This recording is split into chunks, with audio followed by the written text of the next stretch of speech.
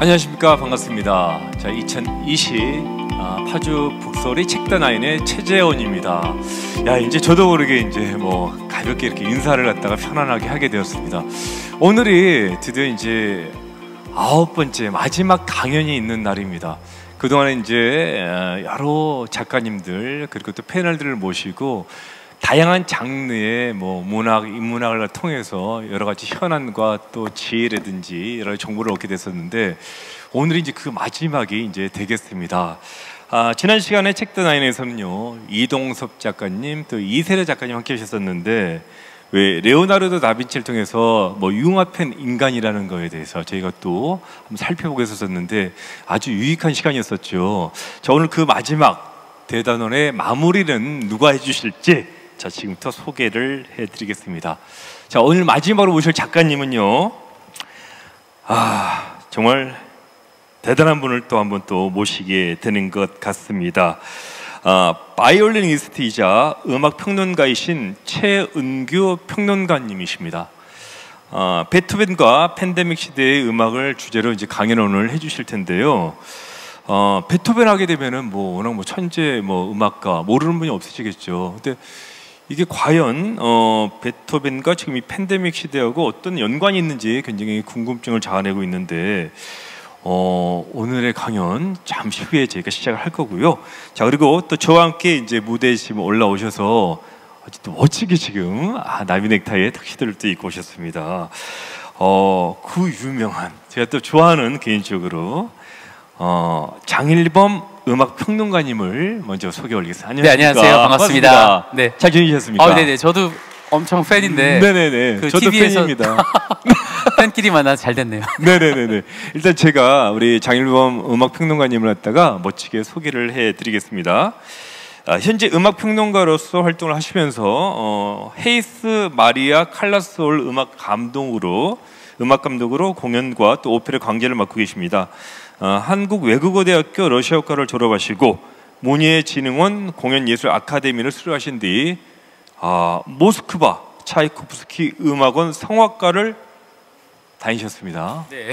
대단하십니다. 네. 소개할 게 굉장히 많은데 제 기준에 이제 생각이 이제 나는 게 KBS FM 우리 장일범의 가정 음악을 거의 한 10수년, 13년인가 하신 걸로 알고 있는데 맞습니까? 세 개 프로그램을 뭐 생생 클래식, 음악 풍경, 또 가정 음악 이렇게 해서 한 13년 했고요. 뭐 패널로 출연한 거까지 하면 한 20 몇 년 한 것 같아요. 26년? 그러니까 뭐 해박한 지식 또 편안한 또 목소리로 많은 또 애청자를 또 이렇게 갖고 계시는데 요즘에는 뭐 또 CPBC에서 장일범의 유쾌한 클래식이라고 이게 시간이 오전 때 10시부터 12시까지 네네. 즐겁게 클래식 음악에 대해서 소개하고 있습니다. 네네네. 오늘 또 많은 옆에서 또 도움과 또 선생님의 또 얘기 또 철학 듣도록 하겠습니다.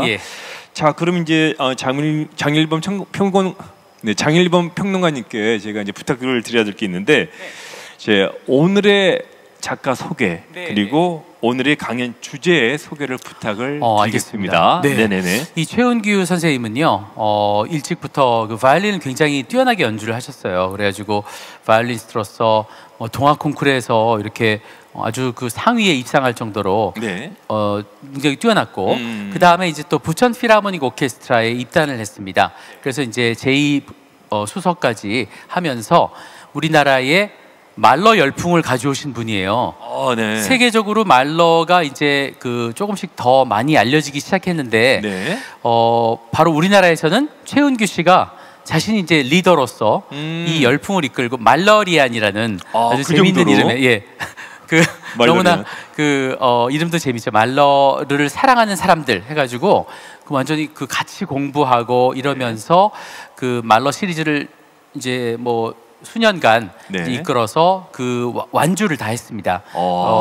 부천필이 1번부터 뭐 9번 교향곡까지 이제 완주를 다 하고요.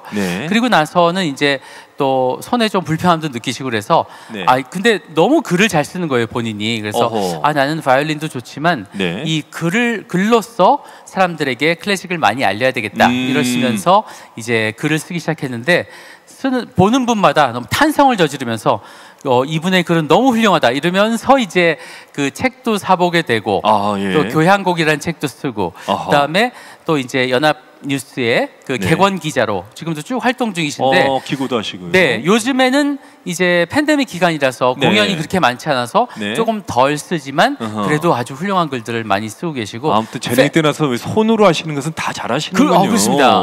예. 바이올린 또 그리고 집도 하시고. 네네네. 네. 요즘엔 이렇게 타이핑. 예, 그것도 잘하시고. 워드도 하시고. 네네네. 예. 하여튼 그 재능이 뛰어나서 네. 이렇게 글만 잘 쓸 줄 알았더니 네. 입도 아주 발달되셨어요. 그래가지고 방송도 아주 잘하세요. 예. 그래서 지금 KBS의 네. 그 유럽에서 그 방송한 것 중에 좋은 것들 있죠. 네네. 그런 거를 직접 소개하는 와. KBS FM 실황음악 저녁 8시부터 오. 9시 반까지 지금 진행하고 계세요.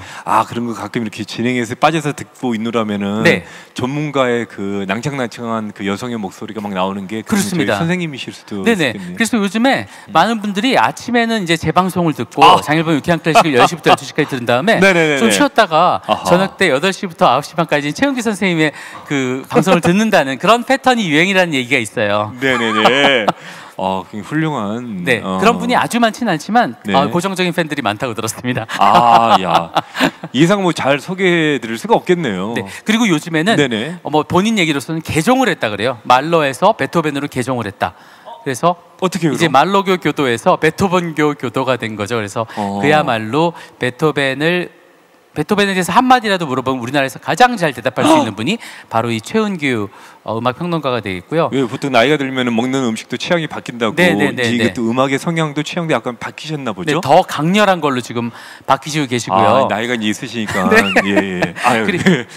그리고 이제 베토벤의 네. 음악이 사실은 말러를 탄생시킨 거거든요. 그 베토벤도 최초로 합창을 자기 음악에 나인 심포니에 넣고 합창 네. 교향곡. 네. 근데 그로부터 딱 70년 후에 말러가 부활이라는 곡에서 합창을 넣었거든요. 와. 다른 작곡가들은 상상도 못하는 일입니다. 아니 합창을 넣으면 그게 어떻게 성악곡이지 이게 교향곡이냐 그러네요. 이랬는데 베토벤은 이건 교향곡이다 이러면서 딱 했는데 와하. 정말 그 두 중요한 네네.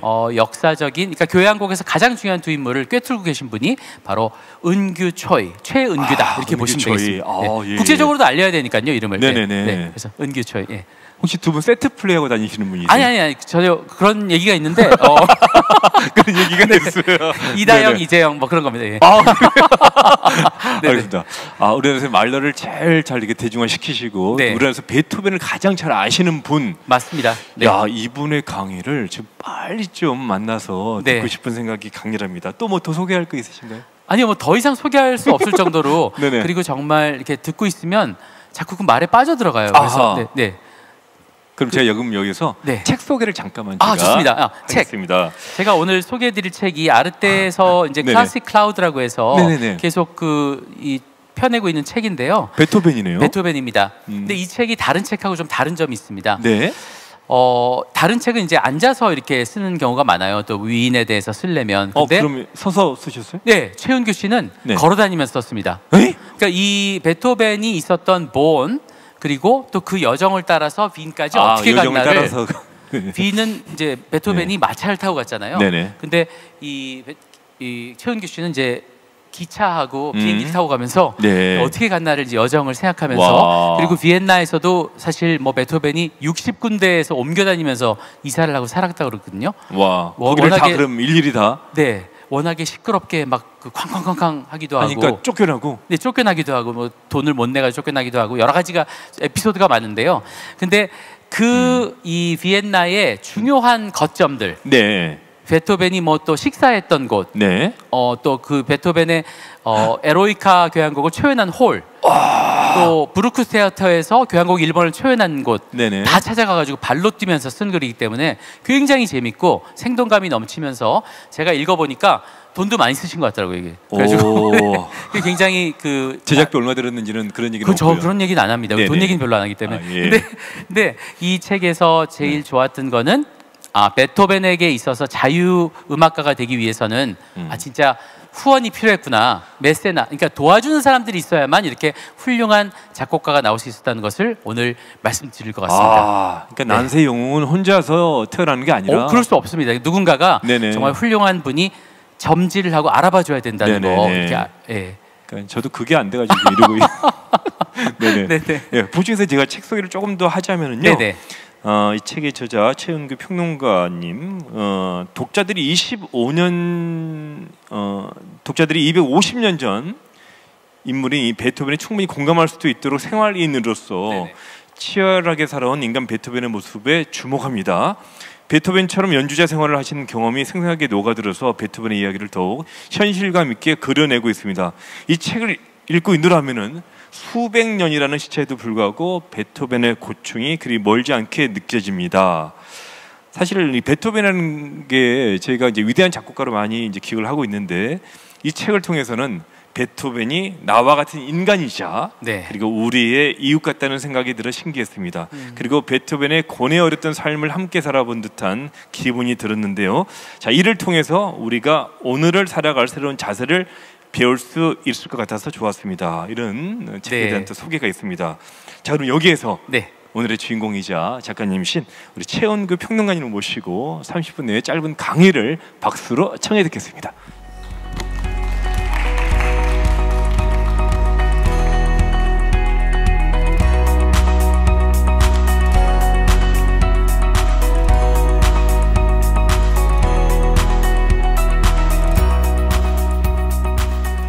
네, 여러분 안녕하세요. 이 시간 진행을 맡은 최은규입니다. 반갑습니다. 네, 앞서 두 분이 너무 저를 이렇게 너무 훌륭하게 소개를 해주셔가지고 좀 부담은 되지만 그래도 이 자리에 섰으니까 이제 준비한 이야기를 하도록 하겠습니다. 오늘 강연 주제는 이제 제 책을 중심으로 해서 베토벤과 팬데믹 시대의 음악 이렇게 강연 주제를 잡아봤어요. 이 베토벤 하면 여러분들 가장 먼저 떠오르는 것이 귀병을 앓았던, 귀가 들리지 않았던 음악가이지만 굉장히 위대한 음악가죠. 그래서 대개 악성이라고 부릅니다. 음악의 성인이라고. 그런 만큼 베토벤이 만약 팬데믹을 맞이한 이 시대에 살았다면 그 고통을 또 어떻게 승화했을까? 그러니까 자신의 귀병도 승화시켜서 예술로서 그것을 이겨냈던 베토벤이라면 이 시대에도 분명히 그것을 이겨냈을 것이다 라는 생각에서 주제를 베토벤과 팬데믹 시대의 음악으로 정해봤습니다. 우선 베토벤에 대한 이해를 돕기 위해서 이제 베토벤에 대한 이야기를 한 30분 동안 드리도록 하겠는데요.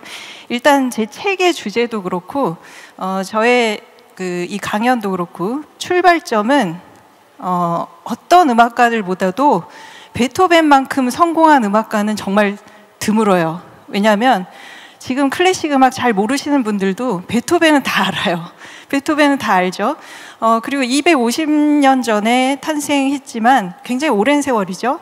지금까지도 유행하고 있는 가장 인기 있는 음악가입니다. 이런 성공한 음악가가 있을까요? 굉장히 드물어요. 그리고 그 당대에도 성공했어요. 베토벤은. 그 당시에도 많은 사람들한테 인정을 받았고 베토벤이 세상을 떠났을 때 장례식에 정말 많은 사람들이 베토벤을 떠나보내는 것을 슬퍼했었죠.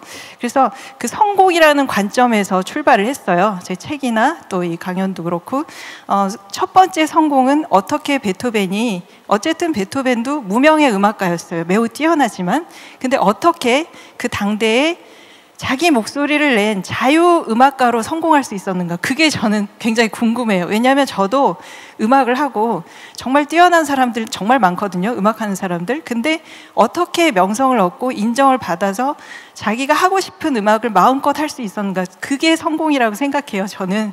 근데 사실 베토벤 이전의 음악가들은 좀 약간 하인 신분 비슷했었어요. 그러니까 귀족들이 어떤 곡을 써라 하면 이제 주문 생산하는 식의 그런 식의 예술가였다면 베토벤 시대에는 이제 시장이 형성돼 있었고 예술가가 자기 목소리를 낼 수 있는 그런 시기였어요. 근데 그 시기에 베토벤이 어떻게 자기가 쓰고 싶은 음악을 쓸 수 있었는가? 그게 첫 번째 성공이고 두 번째는 귀가 들리지 않는 정말 음악가로서는 치명적이죠. 그러니까 화가로서 눈이 안 보이는 거랑 비슷한 그런 고통이라고 생각하는데, 그걸 극복하고서도 어떻게 그런 걸작들을 쓰고 많은 사람들을 감동시키고 아직까지도 그의 음악을 많은 사람들이 사랑할 수 있는가, 이게 두 번째 성공이라고 생각합니다. 그래서 그 두 가지 관점에서 얘기를 풀어볼까 합니다. 자, 루드비히 판 베토벤. 베토벤이 이제 이름은 이제 루드비히고 판이라는 중간 이름이 붙는데, 이름이 아니라 사실 이거는 베토벤의 가문이, 베토벤은 이제 독일 사람이긴 하죠. 독일의 본에서 태어났습니다. 동서독이 분리되어 있을 때 서독의 수도죠. 근데 베토벤 집안은 원래는 네덜란드 가문이에요. 그래서 왜 네덜란드 사람들 판자 붙잖아요, 중간에. 그래서 귀족이라는 뜻의 폰하고는 다릅니다. 독일에선 귀족 앞에 폰이 붙는데 이제 판이 붙는 이유는 그 이유고, 여기 보고 계신 초상화는 베토벤의 할아버지예요. 근데 할아버지도 루드비히 판 베토벤이에요. 이름이 똑같고 좀 인상이 좀 강해 보이시죠, 할아버지가. 바로 이 할아버지 때부터 베토벤 가문이 독일로 이주를 해서 본에서, 그 본이 이제 쾰른이랑 가깝고 그쪽이 다 하나의 선제후령이었습니다. 쾰른 선제후령에 이제 본의 궁정이 있는데 거기 궁정 악장이었어요, 할아버지가. 그러니까 할아버지한테 많은 영향을 받았다고 할 수 있겠죠. 근데 물론 할아버지는 베토벤이 3살 때 세상을 떠났지만 항상 할아버지의 초상을 세상 떠날 때까지 간직하고 다녔대요. 베토벤이 그 정도로 할아버지를 좋아했는데, 원래 할아버지의 또 위 아버지는 원래는 네덜란드에서 빵집을 하셨대요. 그래서 이제 제빵업에 종사하시다가 갑자기 이제 음악을 시작하는 건 할아버지 때부터고 본으로 이주를 하게 되죠. 그래서 이제 할아버지고, 그 다음이 여기 이제 부모님의 모습입니다. 왼쪽이 베토벤의 아버지 요한 판 베토벤 입니다. 요한 판 베토벤도 역시 음악가고 궁정 테너 가수였어요. 궁정 악장 자리까지는 오르지는 못했지만 어쨌든 음악가였죠. 근데 조금 할아버지의, 그러니까 요한의 아버지죠, 루드비 판 베토벤이 할아버지가 기가 세셔서 굉장히 많이 좀 힘들었나 봐요, 이 요한은 여러 가지로. 그래서 알코올 중독이었죠, 좀. 그래서 어린 시절 베토벤이 아버지한테 맞으면서 음악 공부를 했다, 뭐 이러한은 많이 알려져 있는데, 어쨌든 음악가고, 루드비 판 베토벤이 태어난 것은 1770년 12월 17일에 세례를 받았기 때문에 16일일 걸로 예상을 합니다. 왜냐하면 세례를 이제 태어난 다음 날 보통 많이 주거든요. 근데 이제 곧 탄신일이 다가오고 있죠, 12월. 아마도 16일인데 17일이 세례일이기 때문에 아마도 그날 많은 사람들이 베토벤 탄생을 축하하면서 기념할 것 같은데, 저도 70년생이기 때문에 베토벤과 항상 베토벤이 몇 살 때, 내 나이 때 베토벤 이런 거 했는데 하면서, 물론 비교는 안 되지만 그래서 저도 음악을 하고, 음악가들한테 베토벤은 거의 신이거든요. 그래서 항상 이제 비교를 하면서 베토벤과 늘 여정을 같이 했다고 할 수 있겠는데, 바로 이제 12월 17일에 독일의 본에서 태어났고요. 아버지로부터 처음에는 음악을 배웠어요. 이제 피아노도 배우고, 그리고 아버지가 좀 욕심이 있어서 그 당시 이제 베토벤보다 조금 선배 음악가가 모차르트는 56년생이거든요. 근데 굉장한 신동으로 이름을 알렸죠. 그래서 이 어린 루드비히가 굉장히 좀 재능이 있으니까 피아노 연습도 열심히 시키고 해서 모차르트처럼 만들고 싶어 했어요. 근데 그게 여의치 않았죠. 그리고 아버지가 너무 좀 알코올 중독 때문에 술에 찌들어서 좀 너무 때리면서 연습을 시키고 하여튼 조금 많이 힘들었어요. 여기가 바로 제가 찍은 사진인데, 독일의 본에 있는 베토벤의 생가입니다. 아주 뭐 아담하면서도 참 좋아요, 분위기가. 포도 농골이 이렇게 있고, 그리고 그 할아버지가 음악가이긴 했지만 또 포도주 사업도 했어요. 그래서 이제 계속 그 독일의 본에 가면은 베토벤 와인도 맛볼 기회가 있죠. 거기서 이제 팔기도 합니다, 베토벤 페스티벌을 할 때. 바로 이제 이 집에서 베토벤이 태어났고, 어린 시절 이제 아버지와 그다음 아버지 친구들로부터 좀 체계적이지 못한 음악 교육을 받았어요. 그러니까 모차르트와는 조금 반대였죠. 모차르트는 아버지가 궁정 바이올리니스트인데 굉장한 교육자이기도 해요. 책을 집필할 정도로. 그래서 체계적으로 음악 교육을 받았던 반면에 베토벤은 아버지와 그리고 아버지 친구분들이 막 와가지고 조금 이렇게 와서 놀러 와서 가르쳐주고 뭐 이런 식이었던 거죠. 그럼에도 불구하고 굉장히 뛰어난 재능이 있어서 여기 보시면 여기 왼쪽에 사진이 아주 작은 성당인데 본에 가면 있습니다. 베토벤이 세례받은 성당이에요. 성 레미기우스 성당인데 성수반이 있죠. 여기서 이제 세례를 받았다고 합니다. 근데 여기 들어가려고 이 사진을 찍기 위해서 얼마나 힘들었는지 문이 닫혀 있더라고요.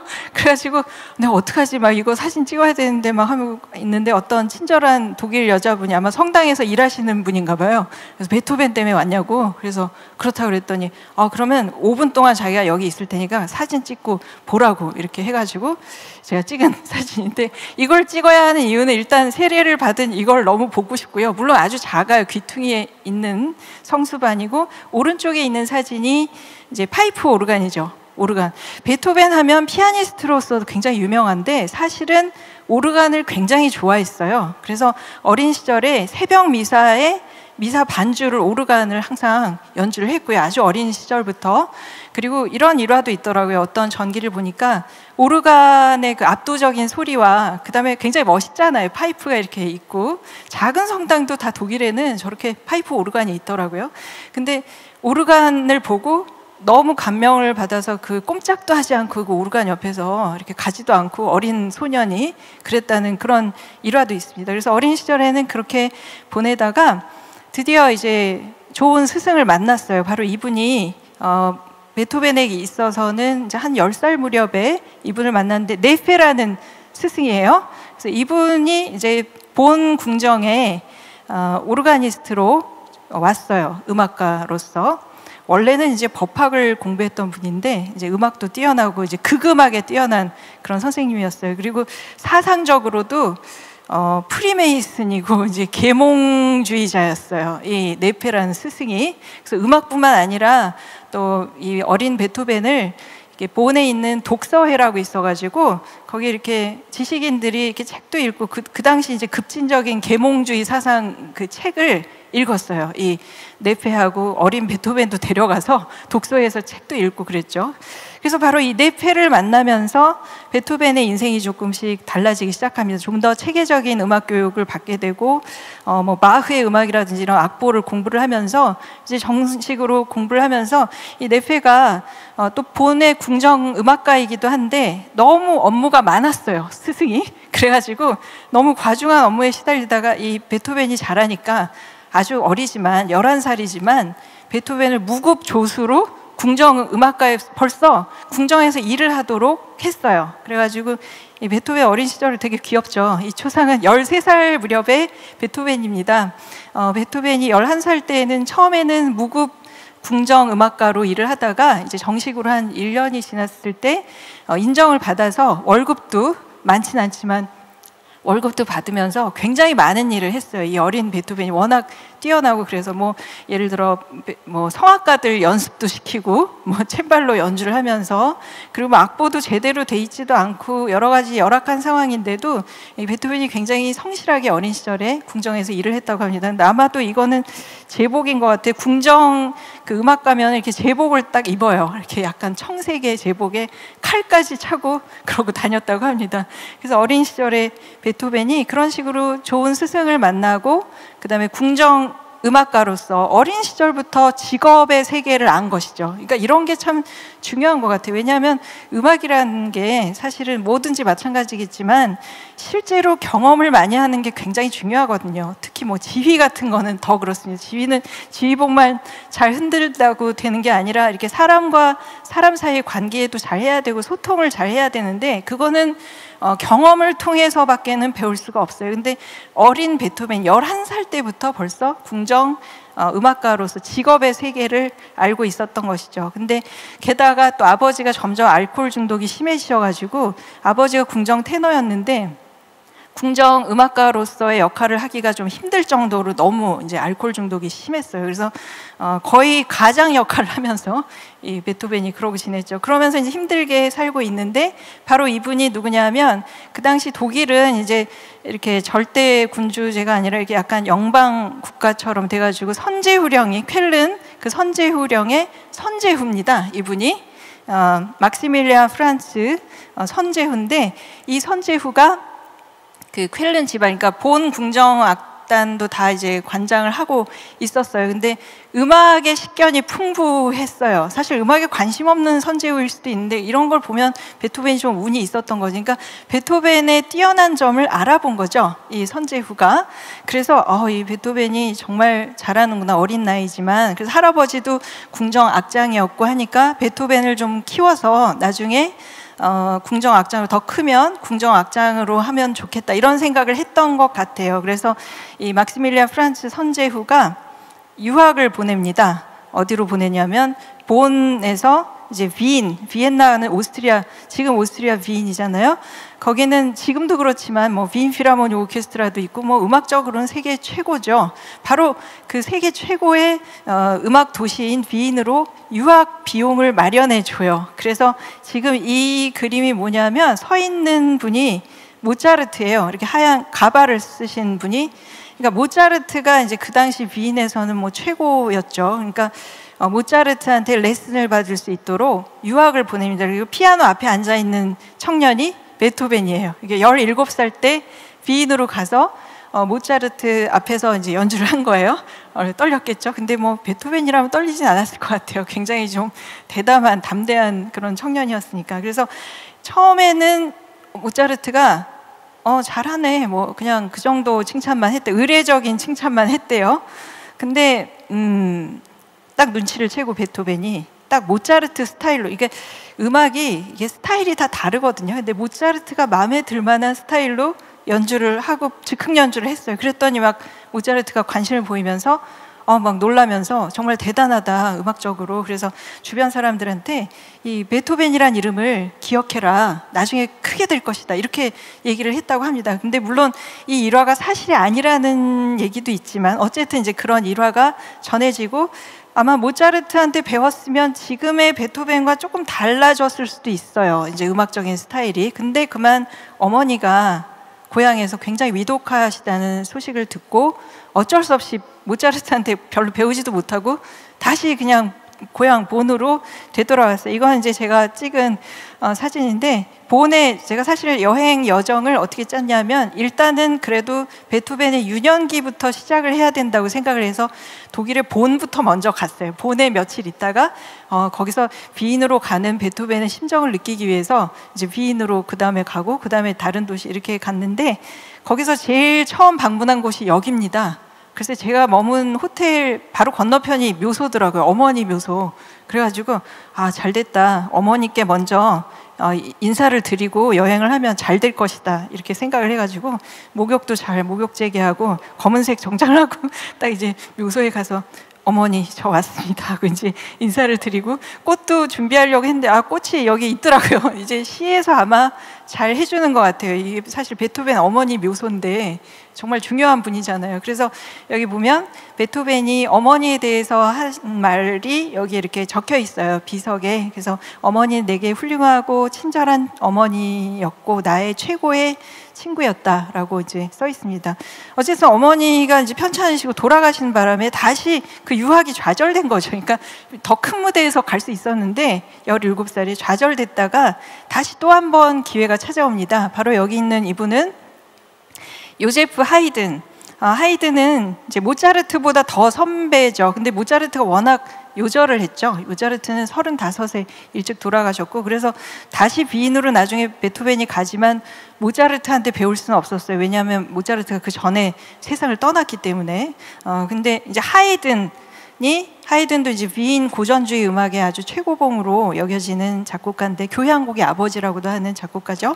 하이든이 마침 여기 지금 사진 오른쪽에 있는 여기 무슨 무도회장이기도 하고 뭐 그런데 여기 바로 본에 들렀어요. 그러니까 비엔에서 이렇게 여행을 하던 중에 런던까지 가면서 자기 교향곡을 발표하기 위해서 런던으로 가는 여정 중에 본을 거쳐간 거예요. 어떻게 운이 좋게. 왜냐하면 본에 자기 친구들이 많았던 거예요. 그래서 본에 들러가지고 거기 잠시 며칠을 머무르는데, 사람들이 이제 베토벤이 굉장히 뛰어난 청년인데 음악적으로 이런 거장 하이든이 여기 잠시 머무르신다, 그러니까 막 빨리 가서 찾아뵙고 뭐 작품도 드리고 해라 해서 이제 주변 사람들 얘기를 듣고 이제 베토벤이 자기 작품을 그 당시 이제 20살 무렵이었어요. 벌써 이제 20살 정도가 됐죠. 근데 벌써 아주 훌륭한 작품을 썼어요. 그 당시 쓴 작품 중에 요제프 칸타타라고, 왜 그 오스트리아 빈 합스부르크 왕가의 요제프 2세가 돌아가신 것을 이렇게 추모하면서 쓴 칸타타가 하나 있어요. 근데 초기 작품이지만 잘 알려져 있지는 않지만 정말 걸작이거든요. 근데 그거를 악보를 들고 하이든을 찾아갔죠. 바로 이 장소에서 처음 만났어요. 그래서 하이든이 그걸 보고 굉장히 칭찬을 했다. 근데 뭐 어떻게 칭찬했는지 모르겠는데 하여튼 굉장히 칭찬을 했다라는 기록이 여기 가보면 나와 있습니다. 이렇게 써 있어요. 그래서 그래서 이제 잘 됐다. 그러면 이제 하이든한테 비인으로 가서 배울 수 있도록 다시 좀 지원을 해야 된다. 베토벤을 사랑하는 많은 사람들이 보내서 다시 유학을 보내야 된다라고 이제 얘기를 했어요. 그래서 여기 발투슈타인 백작이라는 분이 혹시 베토벤 음악 조금 좋아하시면 발투슈타인 소나타라고 있는데, 피아노 소나타 중에 아주 유명한 곡입니다. 바로 이 발투슈타인 백작한테 헌정한 작품인데, 이렇게 베토벤이 이런 좋은 후원자들을 만났어요. 그러니까 이렇게 베토벤을 알아보는 이런 발투슈타인을 만나가지고 발투슈타인이 막 설득을 해서 본인도 유학 비용을 내고, 그다음에 아까 그 선제후도 설득을 해서 다시 비인으로 보내서 이번에는 하이든한테 배우게 해야 된다라고 말을 하면서 쓴 이 편지가 또 너무 멋져요. 정말 옛날엔 편지도 굉장히 멋지게 쓰더라고요. 그 비인으로 떠나기 전날 비인의 독서회 친구들과 발투슈타인 백작이랑 이렇게 모여가지고 서로 이렇게 편지도 주고 이렇게 했는데, 뭐라고 썼냐면, 사랑하는 베토벤, 이제 비인으로 가서 오랜 꿈을 실현하게 이제 음악을 더 큰 뜻을 펼쳐라. 그래서 모차르트의 수호신은 아직도 제 아이의 죽음을 애도하며 울고 있네. 이게 무슨 얘기냐면, 모차르트가 지금 세상을 떠났거든요. 1791년에 세상을 떠났고, 이 베토벤이 비인으로 가던 당시가 그 1년 후예요. 그래서 돌아가신 지 얼마 안 됐죠. 그래서 이런 표현을 쓴 거고, 그다음 하이든에게서 위안을 얻고 있지만 아직도 그를 차지하지는 못했네. 그를 통해 수호신은 누군가 다른 이와 하나가 되기를 바라고 있네. 그러면서 뭐라고 얘기하냐면, 쉼없이 노력한다면 그대는 하이든의 손을 통해 모차르트의 정신을 얻게 될 것이오. 엄청난 얘기를 합니다. 아직 청년 베토벤인데 하이든 모차르트의 계보를 이을 것이다라는 말을 아주 이렇게 이 정도로 하고 있어요. 그러니까 하이든의 기법과 모차르트의 정신, 그게 합쳐져서 베토벤이 될 것이다. 이렇게 얘기를 합니다. 그래서 이제 비인으로 건너갔는데, 처음에는 이분은 누구냐면, 처음에는 아직 베토벤이 귓병이 발병한 거는 20대 후반이에요. 근데 20대 초반에 비인으로 건너갔지 않습니까? 이제 건너가서 처음에는 어떻게 명성을 얻었냐면, 베토벤이 피아니스트로, 엄청난 피아니스트고, 피아노 연주가 어느 정도였냐면 이랬대요. 이게 기록을 보면은, 그러니까 누구든지 눈물을 이렇게 쏟게 만드는 그런 연주였다고 합니다. 그래서 그는 모든 청중이 눈물을 글썽이게 만들지 못할 때가 별로 없었고, 어떤 사람 막 흐느껴 울 정도로 그렇게 연주를 했대요. 그리고 굉장히 독창적이고, 근데 이제 연주 스타일을, 지금 뭐 베토벤 연주를 들을 수는 없지만 기록이나 여러 가지를 보면은 그러니까 베토벤의 선배가 모차르트잖아요. 그러니까 모차르트 스타일이 그 당시 비인에서는 유행하고 있었던 거죠. 근데 그러다가 이제 베토벤이 갔는데, 베토벤의 연주는 굉장히 독창적이었어요. 근데 어떤 면에서 독창적이냐면, 베토벤은 이렇게 피아노를 칠 때 보통 이렇게 왜 영롱한 소리, 맑고 영롱한 소리, 이런 얘기 많이 하잖아요. 옛날에 무슨 모 피아노 회사에서 뭐 맑고 그런 걸로 이제 피아노 광고도 하고 그랬는데, 그렇게 좀 또랑또랑하면서 이렇게 딱 이렇게 맑게 끊어지는 그런 소리들, 그런 게 조금 모차르트 시대에 좀 우아하고 예쁜 연주, 그런 게 유행했다면, 베토벤은 그렇지 않았어요. 어린 시절 오르간을 좋아했다고 말씀드렸는데, 오르간 스타일이 있어요. 그래서 베토벤은 피아노가 사실 음이 끊어지는 악기인데, 그거를 막 레가토처럼 연결을 한, 그걸 레가토라고 하거든요. 음과 음 사이를 막 이렇게 노래를 하듯이 하기도 하고, 막 폭풍처럼 막 어마어마하게 화려하게 하는 그런 연주를 했기 때문에 들어본 적이 없는 거죠, 사람들이. 그런 연주를. 그래서 여기 보시면 그 당시에 굉장히 뛰어난 피아니스트인데도 슈타이벨트 뭐 이런 사람들하고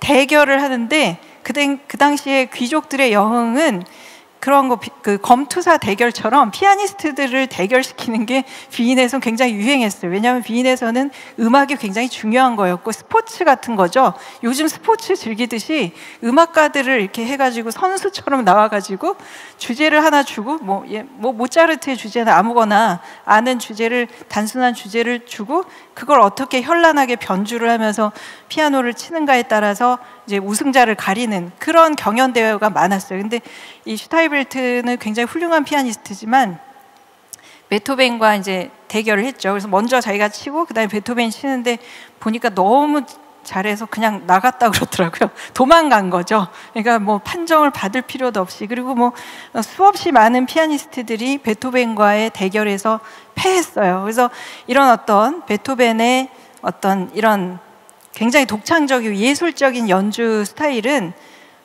비인의 최상류층 귀족들의 눈에 들게 된 거죠. 그러니까 베토벤이 사실 홀로 무명인데, 물론 그 당시 이제 비인에는 음악이 워낙 발달해 있고 또 악보 출판이나 연주를 통해서 충분히 이제 유명해지면 음악가가 돈을 벌 수 있어요. 막 연주도 하고 막 하면 벌 수 있는 그런 시장은 형성돼 있지만 그래도 이름을 얻기까지는 누구의 도움이 필요하겠죠. 네, 그래서 지금 몇 분 남았다고요? 벌써 이렇게 됐나? 5분이요? 네. 그래서 이 리히노프스키 후작 이분이 베토벤을 찍었어요. 그래서 자기 집에서 기거할 수 있게도 해주고 살롱 음악회에서 또 연주도 하게 해주고 심지어 어떻게 했냐면 여기 보시면 이제 작곡가로서 작품 번호 1번이 베토벤이 피아노 3중주곡이거든요. 처음에는 무명 작곡가니까 이게 출판사에서 아주 불리한 조건으로 계약을 하는 거예요. 돈을 더 내라. 돈을 더 내고 몇 부 이상 안 팔리면은 작가한테, 이제 작곡가한테 돈이 안 가는 거예요. 근데 그런 거를 극복할 수 있게끔 돈을 다 내줬어요. 리히노프스키 후작. 여기 보면 뭐 약 21%에 해당하는 53부를 리히노프스키 가문이 다 사고 친구들이 다 사고, 그래서 그냥 다 완판되고 이런 식으로 도왔죠. 그리고 그러면서 이제 베토벤이 이제 작곡가로서 명성을 얻게 되는데, 한 30살 전후, 그러니까 조금 전에 리뷰들을 보면 되게 재밌어요. 같은 해인데 어떤 때는 좋다 그러고 어떤 때는 독창적이라 그러고, 여기 보면 괴상하다 뭐 이런 평도 있고, 어떤 거는 굉장히 독창적이고 멋있는 아티스트다 뭐 이런 식의 평이 있다가 나중에 1800년, 그러니까 베토벤이 30살 무렵에는 모든 게 이제 다 인정이 돼서, 이거 음악을 들으려고 했는데 제가 시간이 없어가지고 나중에 운명교향곡만 듣도록 하겠습니다. 그래서 30살 무렵쯤에는 베토벤 하면은 굉장한 명성이어서 이제 뭐 아무거나 치고 베토벤이라 그러면 그래요? 하고 이제 사람들이 듣는 거예요. 그래서 이런 일화를 누가 전해줬어요. 페르디난드 리스라고 베토벤 제자인데 이런 일화를 전했어요. 대부분 사람들에게는 베토벤이란 이름 하나만으로 충분했다. 작품이 어떻든 뭐 평범하든 좋지 않든 완벽하든 아름답든 상관없이 베토벤이라 그러면 무조건 막 이렇게 다 듣고, 그래서 리스가 그냥 아무렇게나 피아노를 치고 있었는데 이게 베토벤 선생님의 작품인가 봐요 하면서 막 존경하면서 듣고 있었다, 뭐 이런 일화도 있었습니다. 근데 이제 이런 성공의 정점에서 30살 무렵에 이미 굉장히 귀병이 악화돼 있었어요. 그러니까 27살 무렵부터 굉장히 좀 귀가 안 좋다가 30살에 벌써 안 좋고, 그 다음에 32살쯤 됐을 때 1802년에 바로 이 집에서, 여기도 제가 가봤는데 여기가 어디냐면 이제 비인에서 활동하는데, 비인 근교에 조금만 기차를 타고 가면 하일리겐슈타트라는 좀 시골 마을이에요. 그래서 이제 거기에 여러 집들이 있고 참 굉장히 조용하더라고요. 지금 가도 사람이 별로 없고 아주 조용한, 거기서 요양을 이제 권했어요. 의사가 뭐 온천도 하고 못도 하고 그러라고. 그래서 이제 거기서 요양을 해도 차도가 없으니까 거기서 동생들한테 편지를 쓴 거예요. 근데 그거를 하일리겐슈타트의 유서라고 불러요. 왜냐하면 세상을 떠날 것처럼 그런 식으로 썼기 때문에, 편지가. 그래서 어떻게 시작하면요, 오 너희들은 내가 심술궂고 고집스럽고 사람을 싫어한다고 말하지만 그건 오해다. 보통 이제 베토벤 표정 보면 굉장히 조금 좋은 성격은 아닌 것 같이 보이죠. 이렇게 입을 굳게 다물고. 근데 그게 괜히 그런 게 아니야. 나 원래 부드러운 남자고 좋은 남자인데 그게 아니라 이 귀가 들리지 않으니까, 그러면 음악가가 귀가 들리지 않는 건 굉장히 창피한 일이죠, 어떻게 보면. 그래서 그걸 숨기려고 하겠죠. 그러니까 사람을 멀리하게 되고 성격이 안 좋아지게 한다. 그러니까 이런 계속 귀가 들리지 않는 슬픈 경험이 나를 쓰러뜨린다. 그래도 또 사람들한테 좀 더 제가 잘 안 들리니까 더 크게 말씀해 주시겠습니까? 라고 말할 수가 없다. 너무 창피해서. 그래서 그런 얘기를 합니다. 그럼에도 불구하고 나는 나의 내면에 있는 모든 것을 불러내기 전에 세상을 떠난다는 것은 불가능할 것 같다. 그러니까 자기 예술을 다 하기 전에는 세상을 못 떠날 것 같다라는 여지가 요 유서에 조금 남아 있어요. 그런데 결국 이 유서는 보내지 않았어요. 편지인데 동생들한테 보내지 않고 오히려 이게 바로 여기 이제 하일리겐슈타트 제가 촬영한 건데, 근데 우리나라 같지 않아요? 독일입니다. 여기가 베토벤이 산책하는 산책로라 그래서 제가 막 귀까지 막고 베토벤의 심정을 느끼기 위해서 잘 안 들리는 상황에서 이렇게 막 가면서 촬영을 한 거예요. 하여튼 이랬는데, 그래서 이 유서를 쓰고 나서 오히려 베토벤의 유명한 곡들, 뭐 영웅교향곡이나 그다음에 황제, 뭐 이렇게 왜 많이 들어보신 거 있잖아요. 뭐 열정 소나타 이런 것들이 오히려 그 이후에 나왔어요. 그러니까 정말 대단하죠. 이 베토벤은 들리지 않았지만 오히려 더 강력한 예술로, 그리고 스타일도 훨씬 달라졌어요. 그러니까 더 과감하게 된 거죠. 그러니까 죽기를 각오했던 사람이기 때문에 자기가 더 쓰고 싶은 음악을 과감하게 썼어요. 그래서 이런 운명이 문을 두드리는 이 운명교향곡, 이것도 이제 그때 썼는데, 요것만 잠시 소개를 해드릴게요. 베토벤이 얼마나 완벽한 작곡가인지. 지금 이게 XY 뭐 이렇게 써놨는데, 빰빰빰빰 하고 이렇게 3도 내려오는 게 X예요.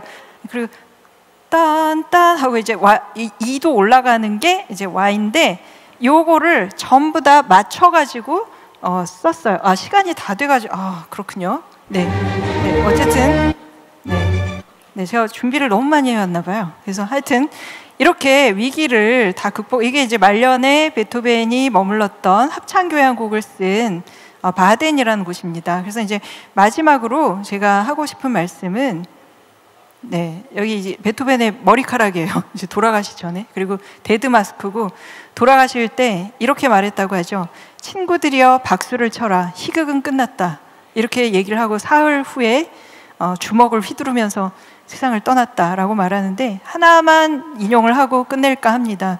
그러니까 이 지금의 팬데믹 상황에서도 분명히 베토벤, 이와 같은 고통을 극복한 베토벤이 어떤 말을 남겼냐면, 나는 신이 다른 어떤 누구보다도 나의 예술에 더 가까이 있음을 안다. 나는 두려움 없이 내 안에 신과 의논한다. 나는 내 음악이 어떤 운명을 맞을지 조금도 걱정하지 않는다. 내 음악을 듣는 사람은 누구든 다른 인간들을 짓누르는 온갖 불행에서 벗어날 수 있을 것이다 라고 말을 했는데, 이런 지금 사실 공연계가 어렵고 클래식 음악계가 너무 어렵지만 베토벤의 음악이 우리를 일깨워주는 면이 있죠. 이렇게 이런 모든 고통을 극복해낸 베토벤이 이 시대를 우리가 잘 극복하는 데 있어서 많은 도움을 주는 예술가라는 생각이 듭니다. 네, 이 정도로 강연을 마치도록 하겠습니다.